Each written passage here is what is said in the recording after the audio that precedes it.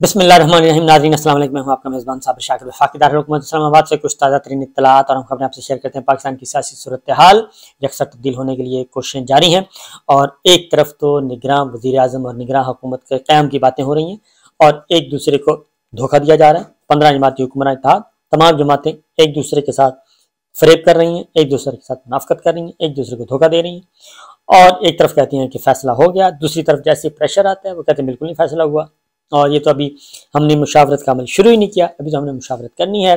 फिर झूठे मूठे इजलास बुलाते हैं, झूठे मूठे इजलास बुला के कहते हैं नहीं नहीं आपके साथ बात हो रही है।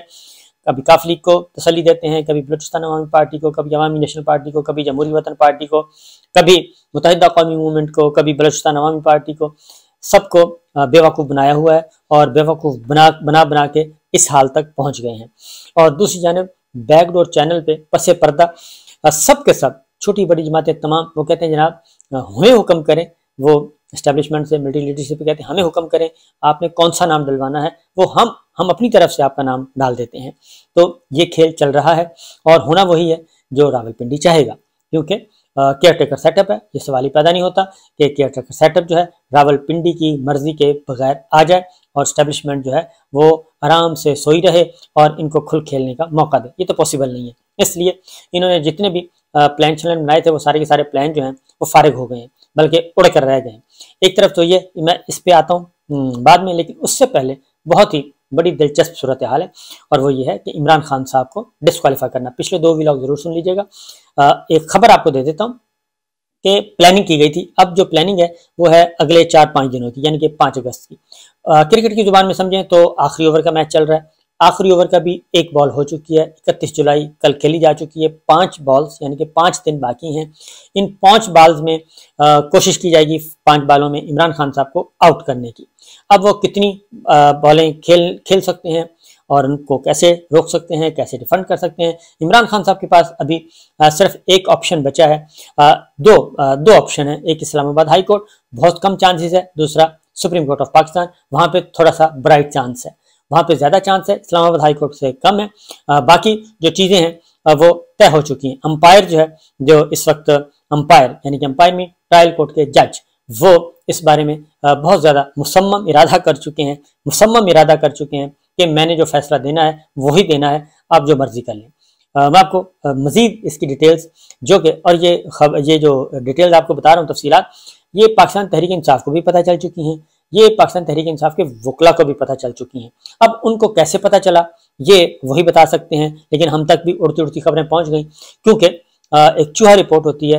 ये जो चूहा रिपोर्ट है, ये चूहे हर जगह मौजूद होते हैं, हर घर में मौजूद होते हैं, हर कमरे में मौजूद होते हैं और बाज़ का टेबल के नीचे से बरामद हो जाते हैं, कभी एक कमरे की नुक्कड़ से बरामद हो जाते हैं।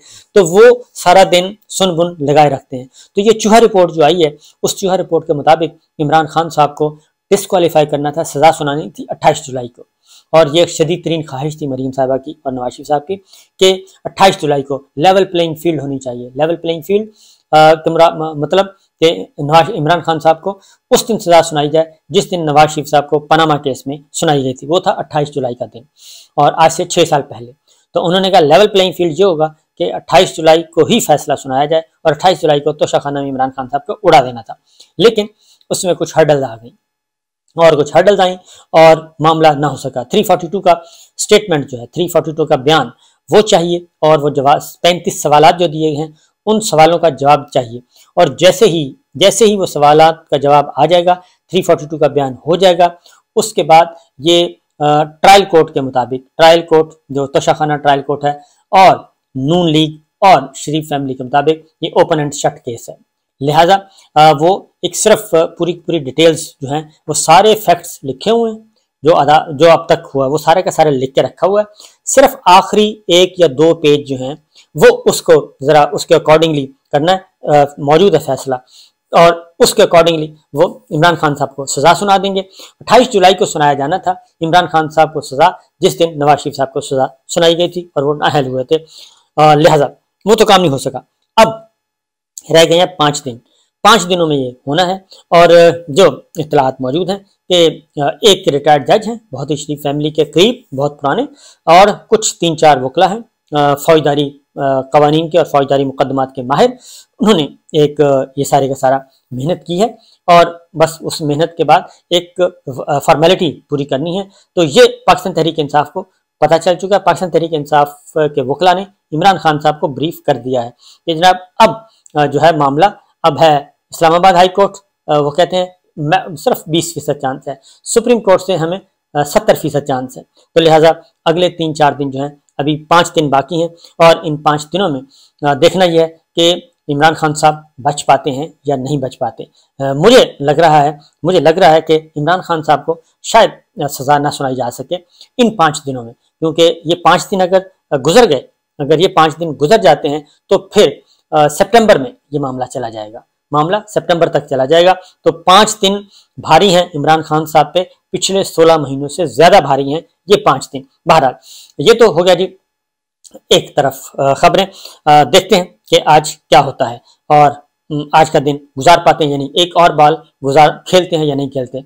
और बहरहाल अगर आप हॉकी की जुबान में समझें तो डी के अंदर मैच हो रहा है और डी के अंदर इस वक्त एक प्लेंटी स्ट्रोक की जरूरत है, वो इमरान खान साहब के खिलाफ। वो जैसे ही प्लेंटी स्ट्रोक मिलेगा, बॉल जो है वो गोल के अंदर होगी और अंपायर की उंगली तैयार खड़ी है आउट करार देने के लिए। तो ये है सिचुएशन। अब आते हैं जरा दूसरी जानिब, जो ये तो एक तरफ लगाया हुआ है पूरी कौम को, ये तो हिडन एजेंडा है। अब आते हैं निगरान वजीर आजम के लिए। निगरान वजीर आजम के लिए मुसलसल एक चीज आ रही है और वो पहले ये था कि इसहाक डार साहब का नाम आया, वो डिस्क्रेडिट हो गया और उसको डिस्क्रेडिट किया ख्वाजा आसिफ साहब ने और शहबाज शरीफ साहब ने।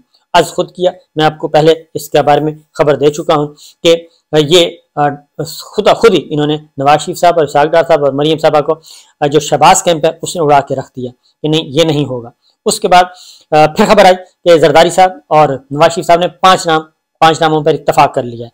जब ये खबर पहुंची इस्लामाबाद, और इस्लामाबाद में ज़ाहिर है आपको पता है इत्तेहादी जमातें हैं और इत्तेहादी जमातों ने सर उठाया और उन्होंने कहा कि ये क्या तमाशा है। बलूचिस्तान अवामी पार्टी आई, जमहूरी वतन पार्टी और शेरपाव साहब आ गए, उसके बाद पाकिस्तान मुस्लिम लीग काफ आ गई, पीपल्स पार्टी आ गई, सबके सब ये जमातें जब आई जो कि हुक्मरान इत्तेहाद का हिस्सा हैं, मौलाना फजलुर रहमान साहब आ गए। तो उसके बाद इन्होंने ख्याल है कि नहीं गड़बड़ है और फिर दोबारा से उन्होंने कहा कि नहीं इंटरवीन करते हैं। इंटरवीन किया, फिर कल एक छोटा मोटा इजलास भी बुला लिया और कहा कि नहीं जी आप अपने अपने नाम दें और 2 दिन का सबको टाइम दे दिया गया, एमकेएम को, पाकिस्तान मुस्लिम लीग काफ को, अवामी नेशनल पार्टी को, बलूचिस्तान अवामी पार्टी को, जमहूरी वतन पार्टी को, तमाम की तमाम जो जमातें इस वक्त हुक्मरान इत्तेहाद में शामिल, उन सबको कहा गया एमक्यूएम को कि जनाब आप 2 दिन के अंदर अंदर नाम दें और 2 दिन के बाद हम हुक्मरान इत्तेहाद की तरफ से नाम जाएगा। दूसरी जानिब राजा रियाज साहब हैं, असल प्लेयर जिनको कोई अहमियत ही नहीं दे रहा और वो इस वक्त बड़े अहम हैं और उनकी मर्जी के बगैर निगरान वजीर आजम नहीं आ सकता, उनकी मर्जी के बगैर, यानी कि राजा रियाज साहब की मर्जी के बगैर। लिहाजा राजा रियाज साहब को के पास असल नाम उनके पास पहुंचने हैं, असल नाम राजा रियाज साहब के पास पहुंचेंगे और फिर इत्तेफाक नहीं होगा और इत्तेफाक नहीं होगा तो फिर मामला इलेक्शन कमीशन तक जाएगा और आपको पता है फिर राजा साहब क्या करते होते हैं। तो बहरहाल लेकिन इससे पहले अगर एस्टेब्लिशमेंट और पीपल्स पार्टी और मुस्लिम लीग नवाज इनके दरमियान कोई मामला तय पा जाते हैं तो फिर मज़ाहमत नहीं होगी। उम्मीद है कि मज़ाहमत नहीं होगी। उसकी वजह यह है कि नून लीग के पास खोने को अब कुछ बाकी रह नहीं गया, सब कुछ वो खो चुके हैं और इसीलिए ख्वाजा आसिफ साहब जो हैं, मरीम औरंगजेब साहबा, ख्वाजा आसिफ साहब वो भी मौजूदा मिलिट्री लीडरशिप पे और आर्मी चीफ को हदफ तनकीद बनाया हुआ है और उनको उन्हीं तारीखों को दोहरा रहे हैं बार बार जिन तारीखों में वो DGISI थे। लिहाजा उनको बार बार एक पैगाम दिया जा रहा है, मैसेजिंग की जा रही है कि जनाब नहीं हम बोल सकते हैं, हमें बोलने की बहुत आदत है और हमें कोई पूछता भी नहीं है, हम निकल जाते हैं, हर दफा निकल जाते हैं। लिहाजा वो प्रेशराइज कर रहे हैं, प्रेशर डाला हुआ है। दूसरी जान मरीम औरंगजेब साहबा वो भी मैदान में है और उन्होंने भी सारे का सारा मलबा मिलिट्री लीडरशिप पे डाल दिया है और मौजूदा मिलिट्री इस्टेब्लिशमेंट पे डाल दिया है। इमरान खान साहब, इमरान रियाज खान का मामला हो कि वो कहाँ है वो भी उन्हीं पे डाल दिया और उन्होंने कहा जी हमें कोई पता नहीं है, वो तो इन्होंने IG साहब ने बता दिया और IG साहब को किसी ने बता दिया, उन्होंने जज साहब को बता दिया, लिहाजा हम बरी जिम्मा। लिहाजा वो इमरान रियाज खान के लापता होने का मामला भी उन्हीं पे डाल रहे हैं। दूसरी जानिब एक इमरान खान का पाबंदी है, उन पे मीडिया सेंसरशिप है और मुकम्मल तौर पे मीडिया इस वक्त अंडर सीज है, मुहासरे में है। उसका भी मरीम औरंगजेब साहब कहती हैं उससे भी हमारा कोई ताल्लुक नहीं है, ये भी उन्होंने किया है। लिहाजा वो भी मामला मिलिट्री एस्टेब्लिशमेंट डाल रही है। ये सारी की सारी चीज़ें हो रही हैं एक तरफ, और ये एक टैक्टिक्स हैं यूज़ किए जाए, प्रेशर टैक्टिक्स हैं जो कि इस्तेमाल किए जा रहे हैं। और उसकी वजह यह है कि इमरान खान साहब को डिस्क्वालीफाई करना है, नवाज शरीफ साहब की वतन वापसी है, वो सारी की सारी चीज़ें फंसी हुई हैं और उनको आंखें दिखाना शुरू कर दी हैं। बहरहाल सूरत हाल ये है कि एक इजलास हो चुका और इस इजलास में 2 दिन के लिए मौका दिया गया है, यानी 1 और 2 अगस्त, 3 अगस्त को दोबारा इन्होंने बैठना है और 3 अगस्त से पहले हुक्मरान इत्तेहाद की तरफ से आएगा।